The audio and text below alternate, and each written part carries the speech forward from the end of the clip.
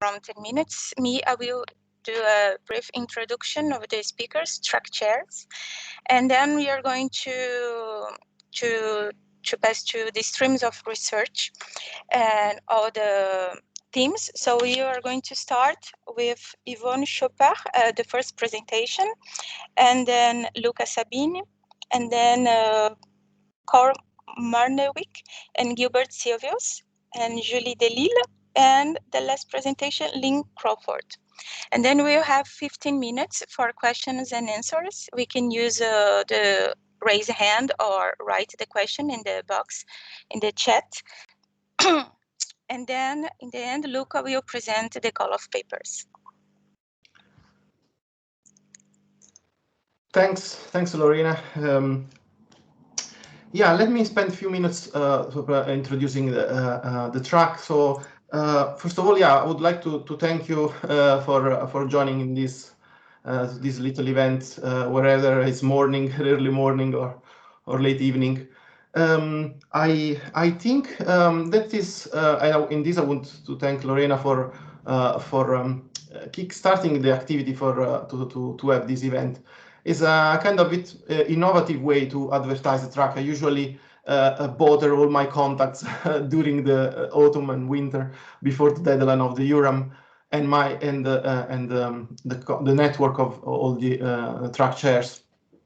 But I think it would be good for to have this event in this sense, to advertise it a bit, but also especially for early career or maybe PhD student who hasn't seen anyone from the community. I mean, face to face is not possible, at least in video, to start connecting with the project management community, which I think EURAM as a conference is one of the most important places where all the editors and authors, important authors for this stream for project management literature attends.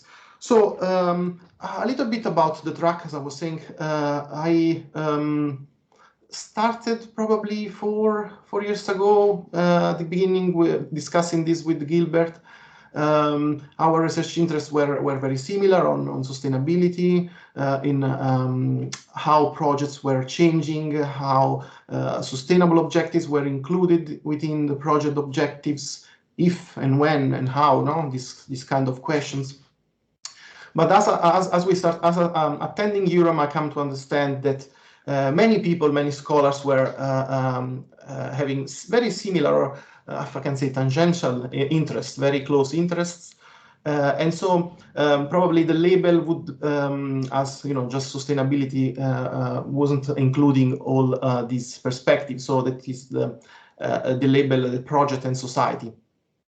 We are interested in all the kind of research that looks at these two poles, anything in the continuum between these two poles, so how the project influence the society, and maybe Yvonne here will spend a few minutes talking about the projectification, so why projects are so important, becoming so important, or Lynn probably talk about the well-being and productivity in project form of organizing, but also how society influence the way projects are organized. So, and here a little bit I will talk about this idea of paradoxes in sustainability, but also and here Carl and Gilbert will spend a few minutes talking about the role of the project manager, in which they spent quite some time. I think they've been also awarded for their research in this field. So I think we, if I can summarize in all, we can we're very interested in any kind of research that looks at this bidirectional link. So either so how project and society influence each other, if I can summarize in a few words. And I hope maybe, yeah, we can have a discussion at the end of the presentation. So anyone who has an interest on this topic is I would be very happy to answer any question. And also maybe I'll spend at the end of our presentation another couple of minutes introducing the call for paper for the next EURAM 2021. Okay. Lorena, up to you. Yes, Yeah, the first presentation is Professor Yvonne Schopper, Professor of International Management at HTW Berlin, University of Sciences Berlin in Germany, and she will talk about the projectification. And so we have 5 minutes presentation, and then I will note and control all the questions and for further discussion. Yeah, thank you very much, Lorena. Yeah, welcome, and I'm glad that I can introduce the concept of projectification a little bit deeper to you and motivate you maybe to do more research in that really fascinating area. So let me share my screen that I can, hopes, does it work? Can I get feedback? Yes, because I see something else. I can't see my window at the moment. Do you see it? It dropped out of the call. I think it got stuck. Oh, yes. Oh, yeah.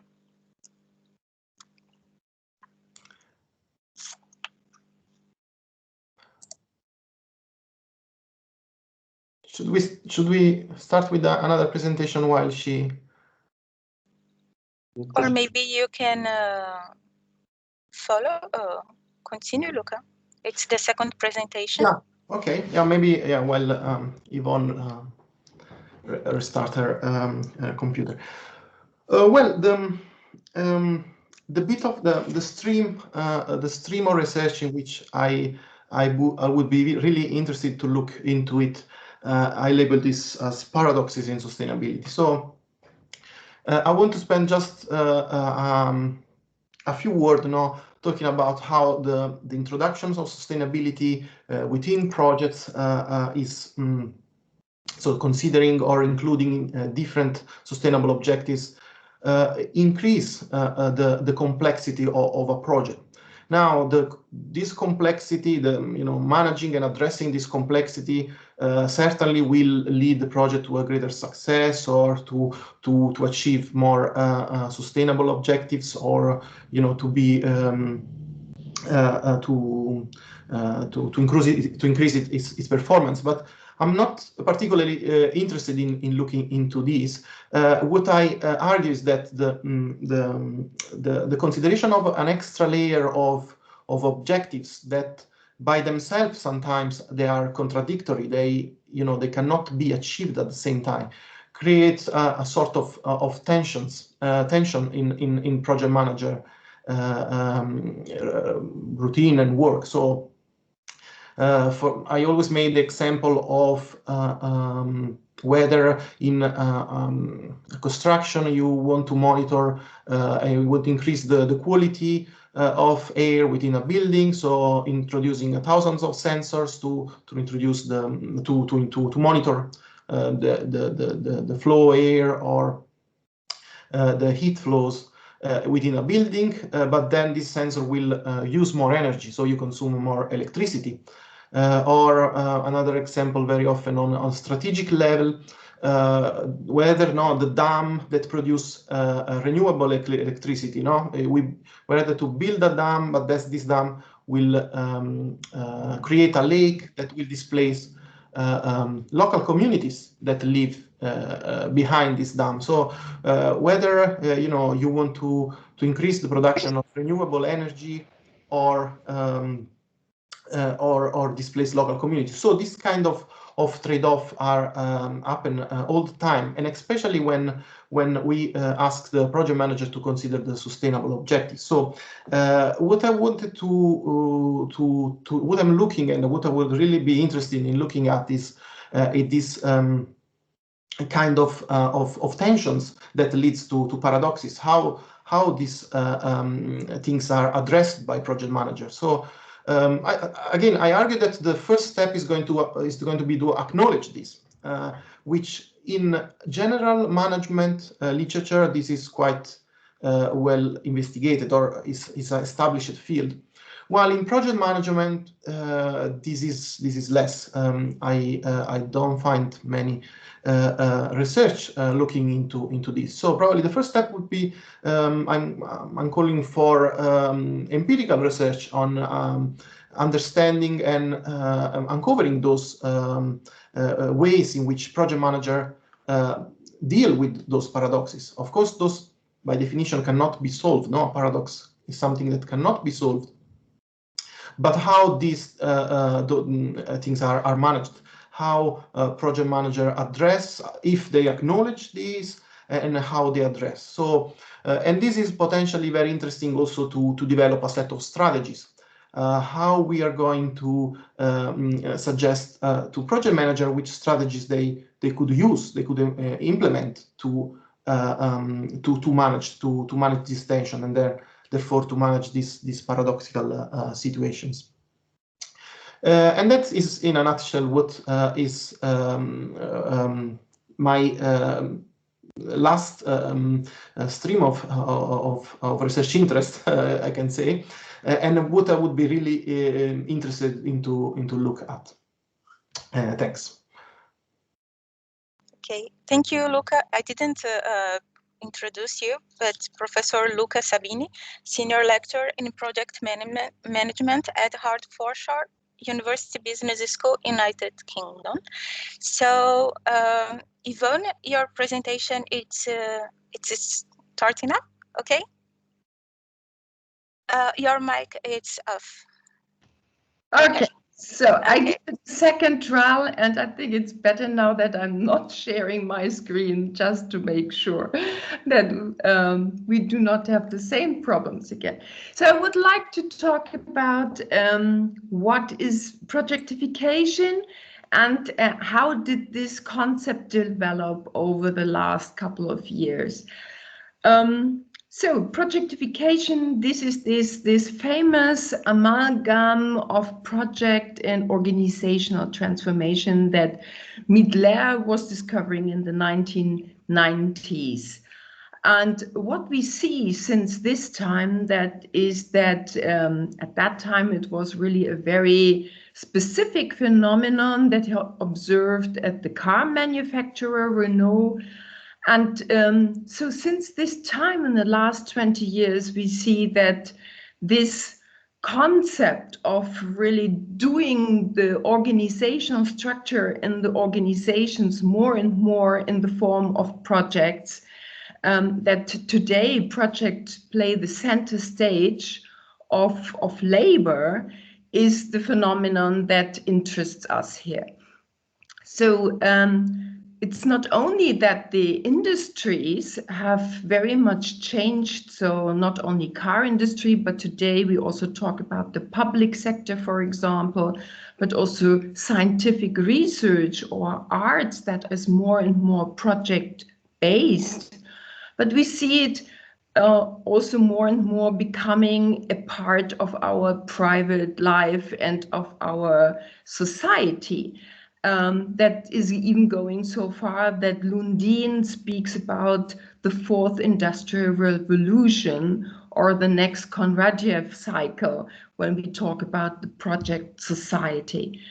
So looking from the different layers of projectification, we can differentiate between the micro level. That would mean, what does this projectification mean for the individual? But also on the meso layer, what does it mean for organizations? But also when we then look at the macro level for industry, industrial sectors, that could be also an interesting area to look at. And then we have the mega level, that is really projectification on societies, on countries.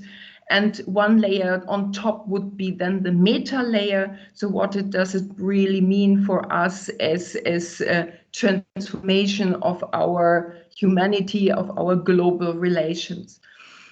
So we can look, and that is the research that we are looking for. We would like to see more research, what it means from the institutional perspective, for example, and also trying to look at it not on the silo perspective anymore, but really to understand the mutual effects here on the different disciplines when we look at projectification. Yeah, so what we also see is that most of the research is qualitative. So we are also looking for more quantitative effects of projectification as this fascinating cultural, societal, and discursive phenomenon, which is not anymore a matter only of project management researchers alone. So what we are also interested in is to see more what are the effects and the ties to organizational theory, to psychology, to sociology, and to macroeconomics. So combining also projectification with theories like, for example, transaction cost theory or the theory of constraints or the principal agent theory or social systems theory could be interesting subjects to take a deeper look and a better understanding of what projectification really means for all of us. And finally, of course, what does it mean in today's times of COVID-19 pandemic? Yeah? What does it mean, this phenomenon of projectification, of the work being executed in forms of project to each of the different layers I was just mentioning? So I think a lot of research possibilities coming up, and we look forward to getting your papers and to profound our understanding and enlarge our understanding of projectification. Thank you. Okay, thank you, Yvonne. Very interesting themes. Now we are going to begin the third presentation. The theme is the role of the project manager with Professors Carl Marnewijk and Gilbert Silvius, professors at University of Johannesburg, South Africa. Good. I think I can share something. Let me see if this works. Yeah, should work. Yeah. So yes, that societal perspective that Yvonne talked about and also Luca talked about, I think that's very recognizable in what seemed to be now in the literature called sustainable project management, a topic that I personally got involved in about a little bit over 10 years ago. And Carl, I think for you also something like that, perhaps a little bit later. Yes. Yeah. And one of the projects we are working on, I mean, we're actually working on more corporations and more projects, is what does it mean for the person of the project manager, the human factor? And the ratio behind this is that we feel that in the end, sustainable project management is about behavior. You see that here in the darker gray block in this kind of map or kind of model that I developed a while ago. I mean, there's lots of studies on the what it means for the processes and what kind of indicators we would have for sustainability also in projects. But we were interested in what does it now mean for the behavior, and also realizing that this project manager gets influenced by many things happening in his or her environment. And we know from studies, if you look at, let's say, sustainable friendly behavior in a corporate context, in an organizational context, because most of the studies on behavior with regards to sustainability have been done on the consumer side. But if you look at an organizational context, sometimes there are these findings that managers seem to leave their personal views at the door when they enter the company, because in the company they are influenced by a complete different set of values and interests and etc. So we were interested in how how can we touch upon this behavior, and in this study on the human factor, we basically touched upon the beliefs. So we wanted to explore the factors that stimulate project managers to consider sustainability. Well, you see our research team, there's one other person there, Ron Schipper, well known, I think, to a couple of you, and some other people that contributed in different studies. And we built up this part of our work. We're actually doing more work on this, but this part that was then rewarded this outstanding contribution this year by IPMA. It had basically had 3 phases: exploration, confirmation, and interpretation, we called it. And basically it is a combination of a more quantitative study and a qualitative study. We started qualitatively. We tried to find out what patterns of stimulus there are. And we found in this first phase, exploration, that there are actually different project managers are stimulated by different factors. Perhaps not that surprising, but it's always nice if you find it. And we label them the pragmatic project manager and the intrinsically motivated project manager and the task-driven project manager. And their stimulus are basically formed by different factors. You see it here. The pragmatic one, well, that's a pragmatic project manager that just needs tools and results. Needs to understand how can I integrate sustainability in my work.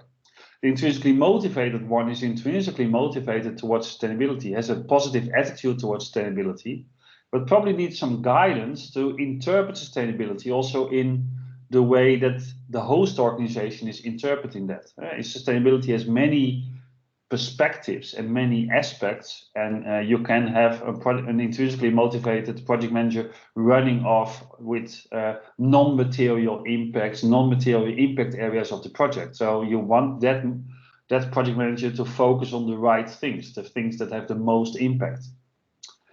And the task-driven project manager, you could say that's perhaps the old school project manager that simply says, well, tell me what they should do, and I'm going to do it.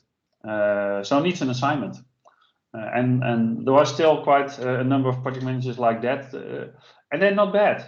It's project management is typically the task-driven job that we say, okay, let's focus on the job at hand. Let's focus on what we should establish, and we're going to make that. Now, we found these studies in the first study that was more, these patterns in the first study that was more Europe-based. We then did basically a similar study in North America, actually Canada-based, with a reach out to the United States. And basically these patterns got confirmed. The task-driven patterns showed a little bit differently, but the other ones got really confirmed. So that strengthened our confidence in these patterns, and with that we then made a quantitative study. And the quantitative study, that interpretation study, was basically oriented towards understanding what are now the characteristics of these 3 groups of project managers, not necessarily their drivers, their stimulus, because we got that, but are they working in specific industries? Is perhaps the task-driven one overrepresented in this type of project, or the intrinsically motivated, typically in sustainable development projects, etc. Okay, these were the publications that were made of the 3 phases, and basically what we found, we didn't find much impact of personal, like age and education, etc. And we didn't find much impact on industries and type of project. So in the end, our reflection is this: considering sustainability is a personal trait. So it is kind of in the person of the project manager. It has a lot to do with the basic attitudes towards sustainability. That was our final conclusion, reflecting on all the 3 studies. And what that means for our further work, apart from that we will actually still doing some further work on these type of factors and these studies, that we now also want to understand, well, what is now actually behind that attitude? What shapes the attitude of a project manager towards sustainability?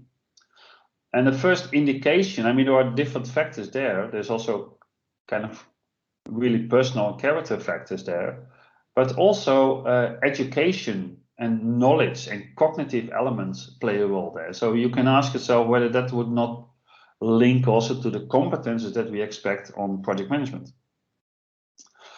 Of course, the behavior of the project manager is also influenced by the project owner. So we also started some studies on, well, what stimulates actually the project owner to consider sustainability, especially the task-driven project manager that needs to have an assignment, well, that assignment comes from the project owner. How's the project owner in that? Does the project owner more or less has the same drivers, or is looking a little bit differently?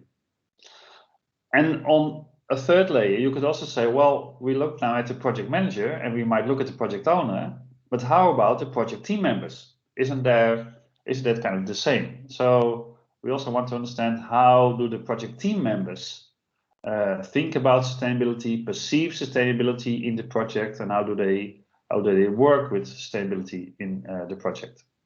So these are some further things, let's say, zooming in on that human factor on different levels and different roles in the project organization. Thank you very much. Carl, do you want to add something? No, I think those three areas that you highlighted there are quite interesting. I think we also mentioned that we want to have some contributions looking at the other two layers within, let's call it project management, the program level and the portfolio management level, to see how sustainability incorporated into those layers as well. So to make a very comprehensive study, we need to look at those levels as well.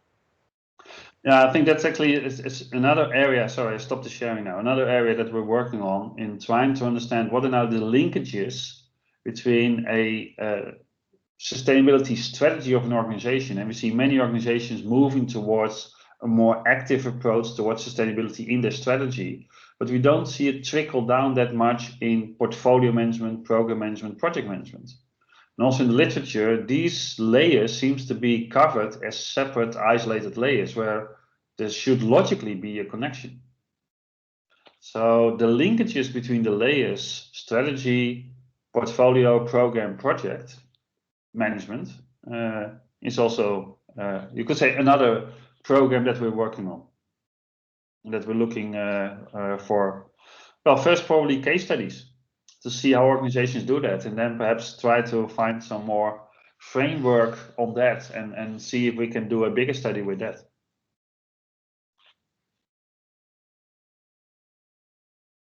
Okay, Thank you for the presentation. So, sorry.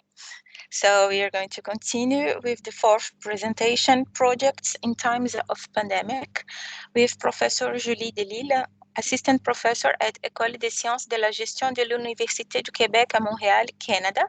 So Luca will share her video. Okay. Yes. So I forgot to mention her before, but she's the last joining this team, and I'm very happy. We almost have all the continents now. I'm talking while I'm trying to share this. Probably is not the best idea. Okay. Yeah, I'll talk about her later. So. I'm a project management professor at EURAM in Montreal. We are very pleased to welcome the next edition of EURAM, even if it might not be on site as planned or as planned in general. And I'm presenting the very tiny stream of projects in times of pandemic. If we want to take into account what happens in society, how it influences projects, and vice versa, we can't stay silent about the global pandemic in which we are right now. A global pandemic that has tremendous effects on projects, the ones that have been stopped, delayed, accelerate, or created to take action in the midst of this crisis. This is not without impacts on people working in projects for whom work is changing, and so the way they live. And examples of potential lines of research for this track could me to study the effects of the pandemic on projects and on people working in projects, what projects are emerging from the actual crisis, what is changing and what will change for projects, and how should we adapt as researchers. I'd like to draw your attention to the recent editorial by Ralph Muller and Gary Klein in PNG, titled The COVID-19 Pandemic and Project Management Research.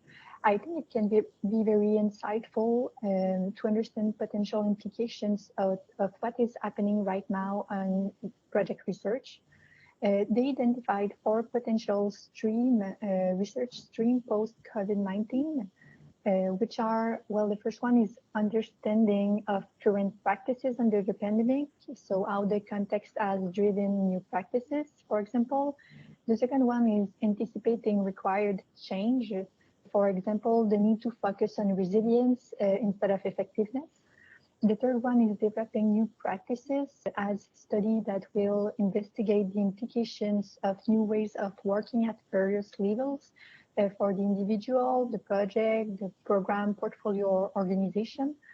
And finally, the last one is the need to develop new theories, which are required to explain new ways of working and new phenomena.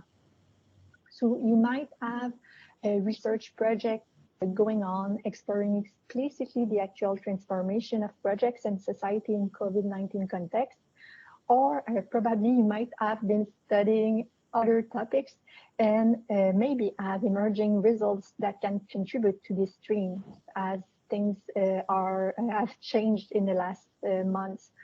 So what is happening right now is both terrible and so fertile research-wise. I feel very honored to be part of the co-chairs for this track that is so relevant in general.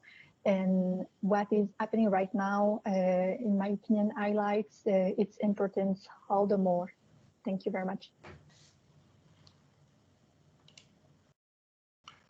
Okay.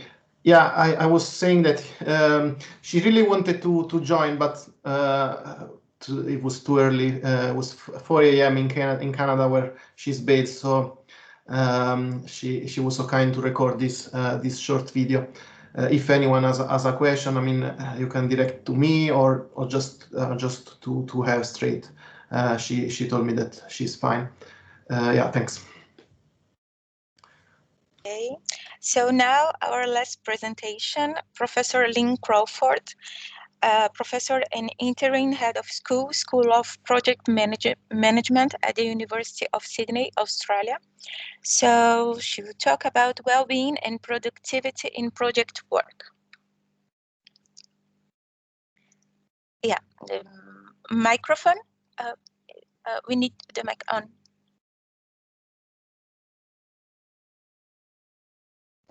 Yes. Okay, perfect. Okay. Now, I did have some slides, but I think everybody has done so well without slides that I might just speak to the topic,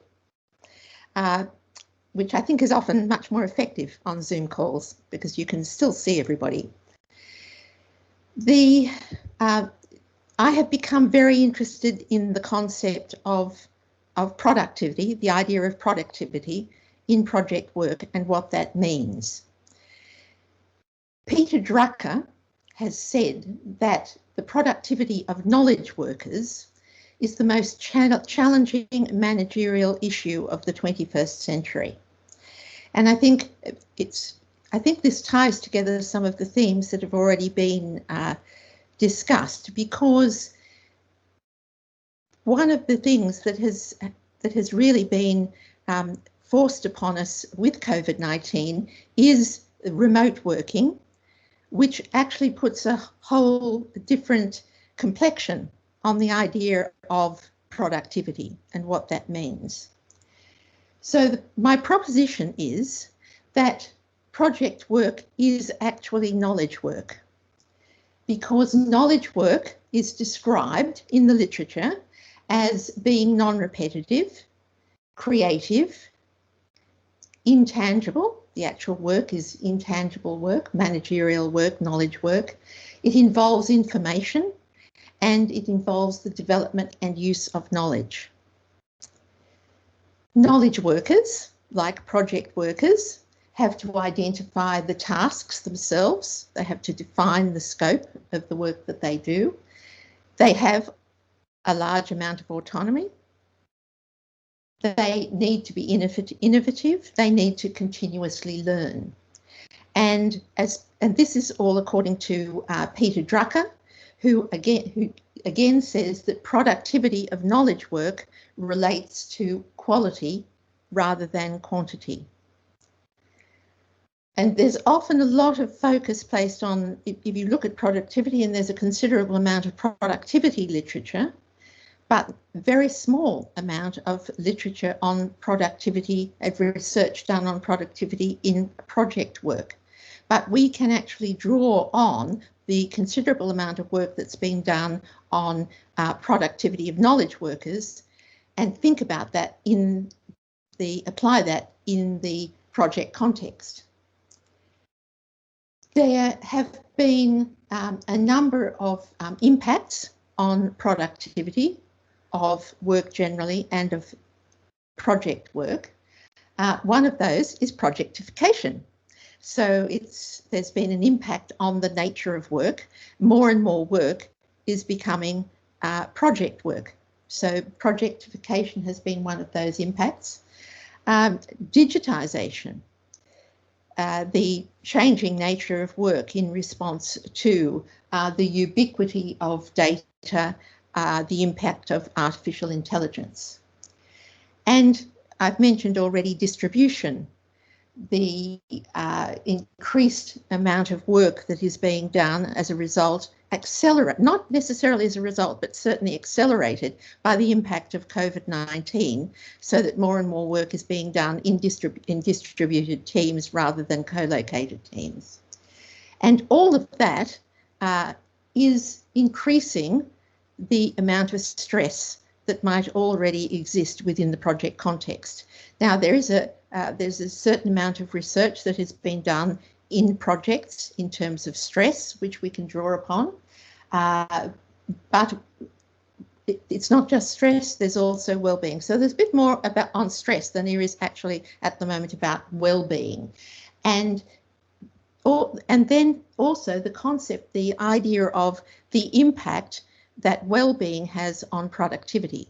So in the literature, there is a considerable amount of support for the relationship between well-being and productivity, and but that is not research that has been done and applied in the project context.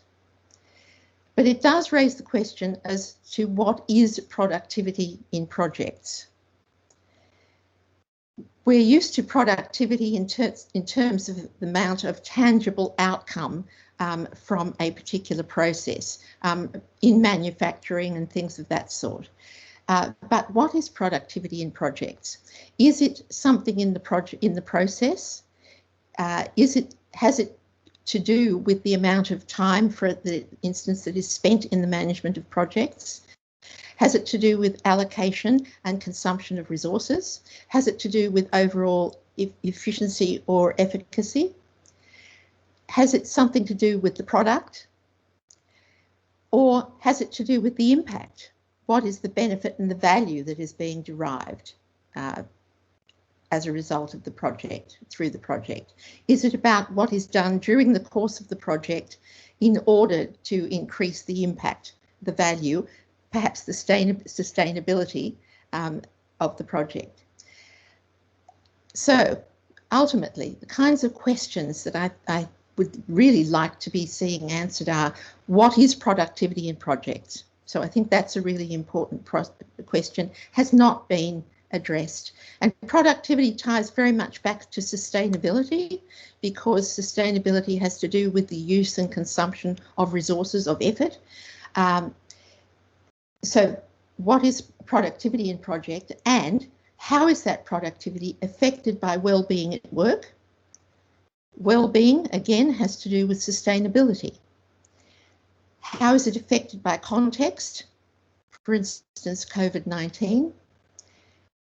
How is it affected by changes in the ways of working, projectification? And overall, how is it moderated by communication? Because everything that we do in projects, and as knowledge workers, project workers as knowledge workers, it's all moderated by communication. So how is it affected by communication and the nature of communication, and how that communication is carried out? So, well-being and productivity in project work, proposed as a theme. Thank you. Thank you very much. So we finished our presentations. We have a question from Terry Okoro to Professor Lucas. So it's in the chat. I will read. It's a little bit big. So if everybody wants to follow. I think Terry is online. No? Maybe he's online now. He can ask the question. Yeah. Okay. Terry, do you want to ask your question?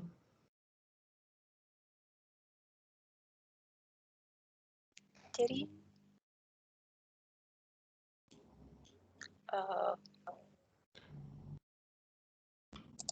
Maybe it's not online. I don't know. Okay. I'm going just to go through the question. So clarifying that sustainable performance targets are anticipated and achieved is important. Key paradox from studies evidence is the most structure. Oops, it is close. Fail to achieve the anticipated performance. Yes. Project manager therefore have to address discrepancy and access if people behavior, design factor, or combination is sabotaging the achievement of anticipated sustainability performance. I'm not sure if I grasp I'll try to answer, and maybe if there's another question, then I'll follow up with Terry. Well, my interest is more on the paradoxes and the tension that arise inherently in the project, rather than how the project manager, from a personal perspective, approaches them. No, the idea of building the dam and reducing the land for people around the lake, or increasing the production of electricity, of renewable energy. So that is the kind of question I'm looking at, more than if we look at how the person, the professional, the practitioner approaches these topics. This, I think, is also very interesting. Probably it's something that falls in between what I think my research question is, and what Carl and Gilbert are investigating, which is the personal attitudes, and the behavior, what motivates them, and how they approach these tensions. And of course, when we consider sustainability, very often most of the output are very uncertain, because all the to achieve sustainable objective sometimes requires to implement an innovative tool, or employ different kind of resources to do something that hasn't done before. So very often there is high uncertainty on the as Terry was saying, on the future performance of a building, if you're constructing a building or any artifact that is the output of the project. I don't know if I partially addressed Terry's question, but Terry, for sure, I'll write an email to me if you want, and we can continue this chat if you like. Thanks. So, anyone has questions to address to the speakers? Bashir, do you want to ask the question to Lynn? Yes, I saw. Yeah. Bashir? Yes. Oh, yes. Okay. Yes. Thank you, Professor Lim. Can you hear me? Yes, I can. Okay, yeah.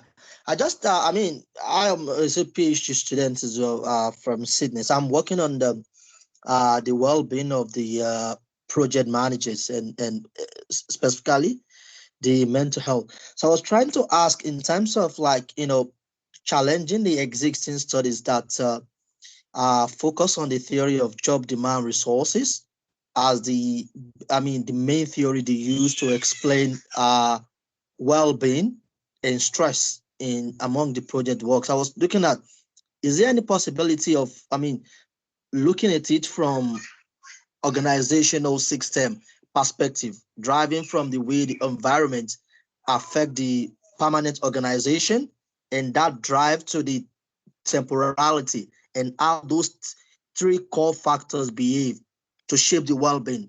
Is this something that we can look in that way rather than the job demand resources that heaps of researchers are using? I mean, challenging the existing theory because of the complexity of the project works, multiple projects, and that's my question. Absolutely. In fact, I hadn't contemplated really job demand theory necessarily for it, but I think certainly that the idea of this call is in fact to look at things from a whole lot of different perspectives. So I think it would be wrong of us to even be considering looking at this from only one perspective. The more perspectives we can look at, the better. And I think, I mean, in what I was talking about was the issue of the contextual factors that have an impact on productivity, but also have an impact on well-being. And so I think certainly considering the temporality, I've done a lot of work on project-based work and the changes in project-based work, the characteristics of project-based work, and certainly project careers, and certainly the temporality has an enormous influence on that. So does the external environment, so does the permanent organisation, and so it is also going to have an impact on well-being. So absolutely, look at it from all of those perspectives, and come and have a chat with me. Sometime. Yeah, definitely. Yeah, definitely. Yeah, because that is what I was, looking at it at the moment. So I was trying to challenge the job demand resources theory, in terms of so definitely I will send them. Thank you so much, Professor. Yes, please do.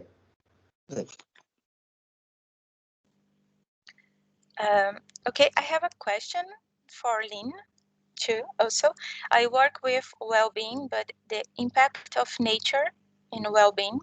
So I would like to know, and the next step in the project is to check the impact of nature in well-being in work, during work in productivity. So my question is, how you measure well-being in your research? Is there any scale specific or? There are a number of, there's a lot of work that's been done on well-being. There are a number of scales that have been used. We're actually in the process of just choosing what we will use. But the research I'm actually doing with some people whose area of expertise is mental health and well-being in work. And so they're guiding that part of it. But you'll find that there are it's a really good area for finding indicators, things that you can measure to look at the well-being. I'm fascinated by when you say nature, the effect of nature on well-being in the workplace. How are you thinking of testing that, of researching it? Yeah, we have some studies showing that people that in the workplace that have nature close, so if they can do during a lunch pause, they can do a walk in the woods, they have more productivity. Or iconic things of nature, like plants or even photographs, so we can have a better productivity with this. So I asked about how you measure well-being, because you had a problem in the beginning, and we have more than 50 scales available. So yes, of course. So, but we need to have the more dimensions possible to check this effect. So we used and we constructed with others. We are finishing the tests. It's a good sample, more than 4,000, so we can see the impacts.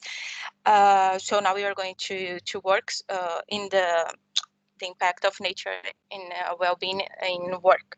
So with this is curiosity if there is any scale already developed or yeah, well, as you say, there are a number of scales, and usually the issue is which one to choose.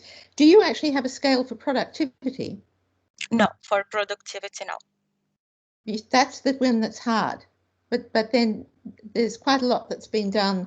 If you look, there's really nothing in terms of if you look at projects, but there is quite a lot around if you look at project work as knowledge work. So that's an angle there. Yeah, it's very interesting. I love the theme, and yeah, and you've got a you've got 4,000 samples. Well, how did you get that? Because we are doing a project with a big enterprise here, university and partenariat. So we had this funding to do a big research, a good research. So now I'm changing from sense-making theory to well-being. So and now workplace well-being and nature well-being and workplace. So now I'm discovering and interest in these points. And I think the other thing that strikes me is really interesting with COVID-19, with people working from home, it increases the opportunity yes. to be close to nature, depending, of course, where you live. Yes. Mm. Yeah. It's been kind of complicated here. Yeah, for everybody, I think. Yeah, well, yes, everywhere. I have to say that in Australia we have more chance of getting out into nature because we're not in total lockdown where we are, but going for a walk in the woods would be a very safe thing to be doing. We don't, of course, have woods. We have bush instead of woods. But if you're looking at well-being and how it impacts on productivity, don't you have to measure the productivity? So do you have a surrogate for that? I don't know. We are going to start this with work, but with well-being and nature we develop.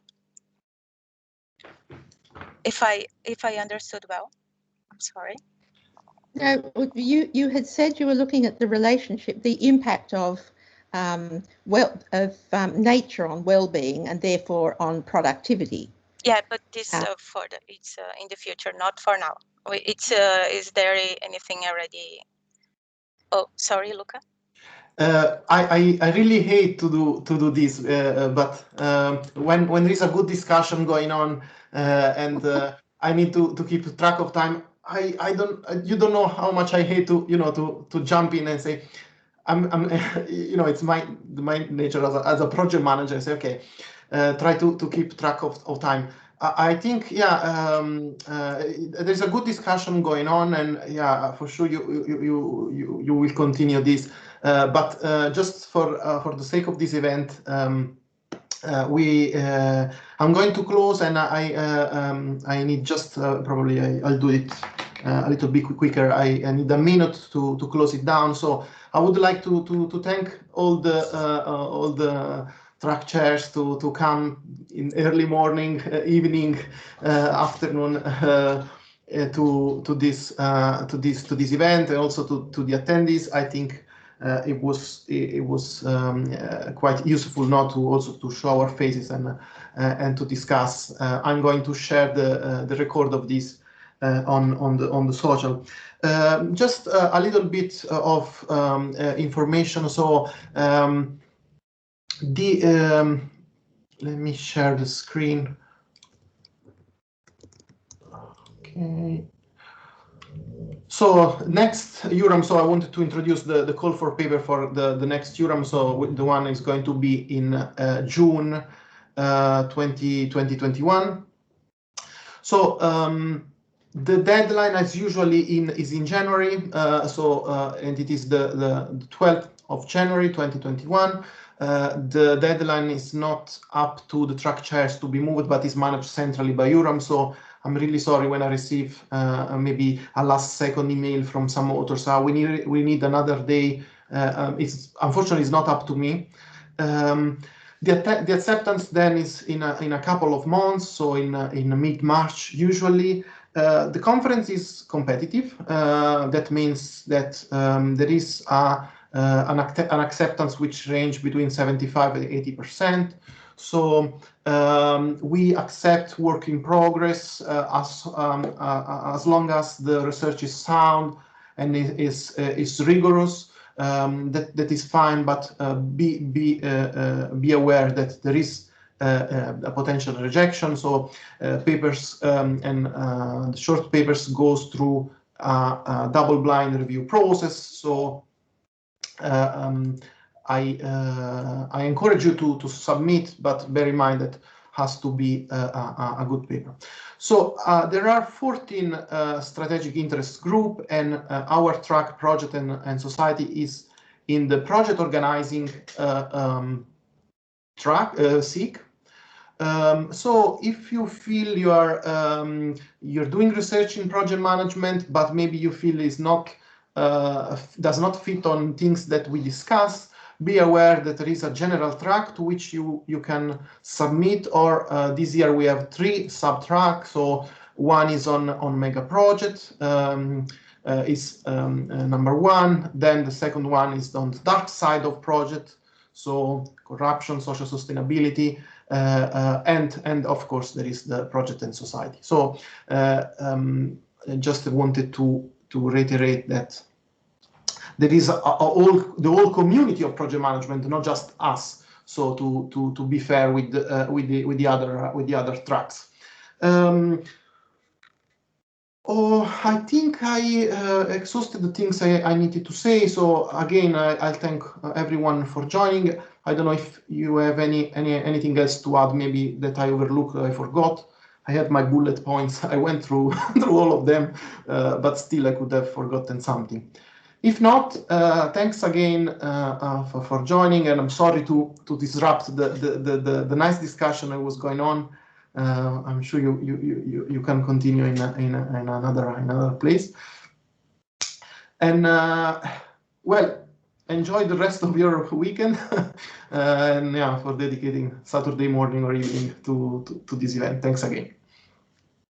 Thank you, Luca. Thank you very much. Bye bye. Thanks everyone. Cheers. Bye bye. Bye bye. Ed.